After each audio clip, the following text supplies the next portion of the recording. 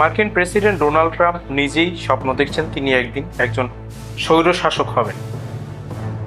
Iran এবং ইসরায়েলের মধ্যকার সংঘাতের মধ্যে মার্কিন যুক্তরাষ্ট্র যে হামলা চালিয়েছে, এটাকে মার্কিন মুলুকের অনেক নেতৃবৃন্দ ডোনাল্ড ট্রাম্পের স্বৈরাচার হওয়ার সেই স্বপ্ন বাস্তবায়নের রূপান্তর হিসেবে দেখছে।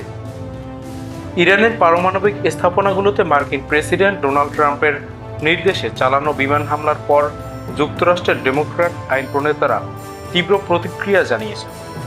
তারা এই পদক্ষেপকে কংগ্রেসের অনুমতি ছাড়া যুদ্ধ শুরু করার গুরুতর সংবিধান লঙ্ঘন বলে অভিহিত করেছেন এবং প্রেসিডেন্টের বিরুদ্ধে ইমপিচমেন্ট দাবি তুলেছেন।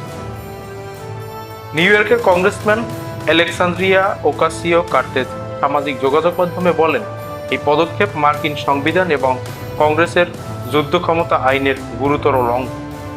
এটি ইমপিচমেন্টের স্পষ্ট ও নির্ভুল ভিত্তি। তিনি আরও বলেন, ট্রাম্প একপেশে অদূরদর্শী সিদ্ধান্ত নিয়ে একটি যুদ্ধ শুরু করার ঝুঁকি নিয়েছেন, যা আমাদের ভবিষ্যৎ প্রজন্মকে আটকে দিতে পারে।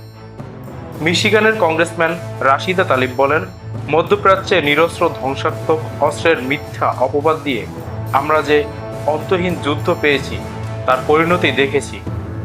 আমরা এবার সেই ফাঁদে পা দেব না। তিনি কংগ্রেসকে তাৎক্ষণিক হস্তক্ষেপের আহ্বান জানিয়েছেন। ম্যাসাচুসেটসের কংগ্রেসম্যান জিম ম্যাকভান পরিস্থিতিকে সরাসরি পাগলামি বলে আখ্যায়িত করেছেন। তিনি বলেন, ট্রাম্প কংগ্রেসের অনুমতি ছাড়াই ইরানকে বোমা মেরেছে, আমাদের অবৈধভাবে আরেকটি মধ্যপ্রাচ্য যুদ্ধের মধ্যে জড়িয়ে ফেলেছেন। আমরা কি কিছুই শিখিনি?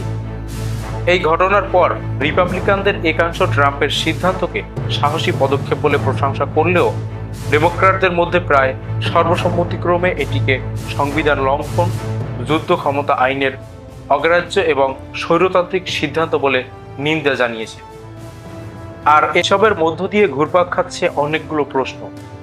কংগ্রেস কি প্রেসিডেন্টের ক্ষমতা নিয়ন্ত্রণে ওয়ার পাসওয়ার্ড অ্যাক্ট প্রয়োগ করবে?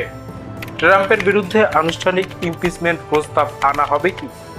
সবচেয়ে গুরুত্বপূর্ণ প্রশ্ন হলো, যুক্তরাষ্ট্র এখন কি একটি যুদ্ধের ভেতরে ঢুকে পড়েছে কংগ্রেসের ইচ্ছার বিরুদ্ধে?